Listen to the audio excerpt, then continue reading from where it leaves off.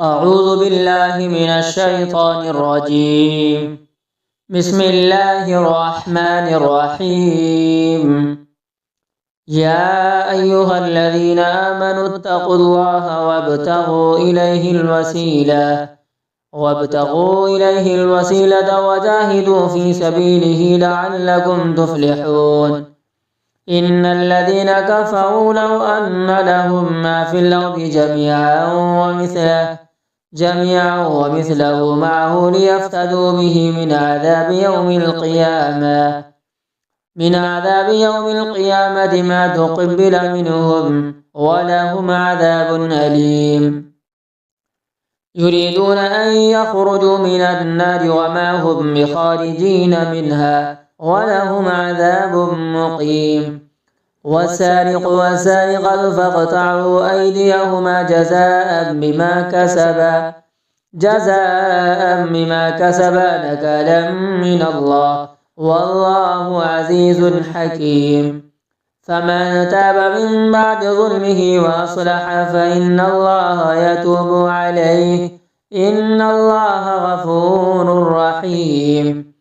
ألم تعلم أن الله له ملك السماوات والأرض يعذب من يشاء ويغفر لمن يشاء والله على كل شيء قدير. يا أيها الرسول لا يحزنك الذين يسارعون في الكفر من الذين قالوا آمنا بأفواههم ولم تؤمن قلوبهم ومن الذين هادوا سماعون للكذب سماعون لقوم آخرين لم يأتوك يحرفون الكلم من بعد مواضعه يقولون إن أوتيتم هذا فخذوه وإن لم تؤتوه فاحذروا ومن يرد الله فتنته فلن تملك له من الله شيئا. أولئك الذين لم يرد الله أن يطهر قلوبهم لهم في الدنيا خزي ولهم في الآخرة عذاب عظيم. سماعون للكذب أكالون للسحت فإن جاءوك فاحكم بينهم أو أعرض عنهم وإن تعرض عنهم فلن يضروك شيئا وإن حكمت فاحكم بينهم بالقسط إن الله يحب المقسطين. وكيف يحكمونك وعندهم التوراة فيها حكم الله ثم يتولون من بعد ذلك وما أولئك بالمؤمنين. إنا أنزلنا التوراة فيها هدى ونور يحكم بها النبيون الذين أسلموا للذين هادوا والربانيون والأحبار بما استحفظوا من كتاب الله وكانوا عليه شهداء فلا تخشوا الناس واخشوني ولا تشتروا بآياتي ثمنا قليلا ومن لم يحكم بما أنزل الله فأولئك هم الكافرون. وكتبنا عليهم فيها أن النفس بالنفس والعين بالعين والأنف بالأنف والأذن بالأذن والسن بالسن والجروح قصاص فمن تصدق به فهو كفارة له ومن لم يحكم بما أنزل الله فأولئك هم الظالمون. وقفينا على آثارهم بعيسى ابن مريم مصدقا لما بين يديه من التوراة وآتيناه الإنجيل فيه هدى ونور ومصدقا لما بين يديه من التوراة وهدى وموعظة للمتقين. وليحكم أهل الإنجيل بما أنزل الله فيه ومن لم يحكم بما أنزل الله فأولئك هم الفاسقون. وأنزلنا إليك الكتاب بالحق مصدقا لما بين يديه من الكتاب ومهيمنا عليه فاحكم بينهم بما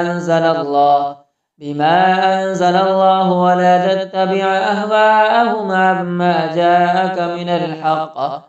لكل جعلنا منكم شرعة ومنهاجا ولو شاء الله لجعلكم أمة واحدة ولكن ليبلوكم فيما آتاكم فاستبقوا الخيرات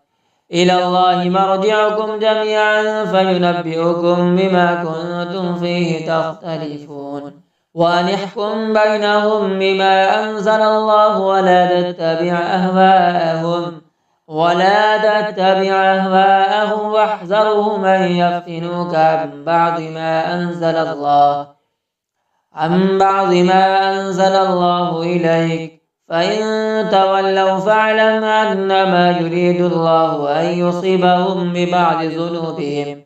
وإن كثيرا من الناس لفاسقون أفحكم الجاهلية يبغون ومن أحسن من الله حكما لقوم يوقنون يا أيها الذين آمنوا لا تتخذوا اليهود والنصارى أولياء بعضهم أولياء بعض ومن يتولهم منكم فإنه منهم إن الله لا يهدي القوم الظالمين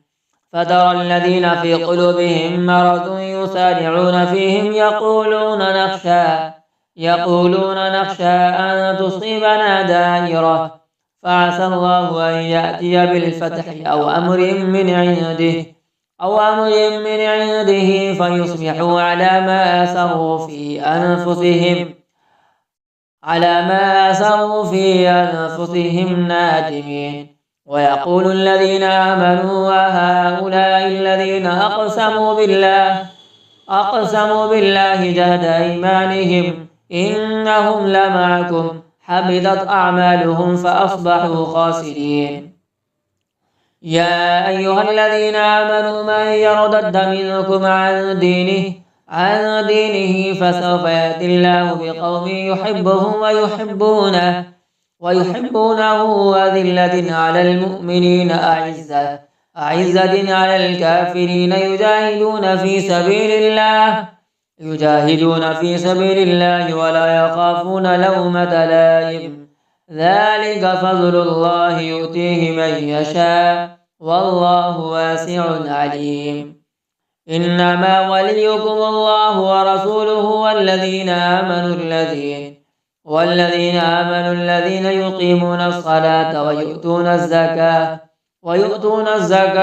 وهم راكعون ومن يتول الله ورسوله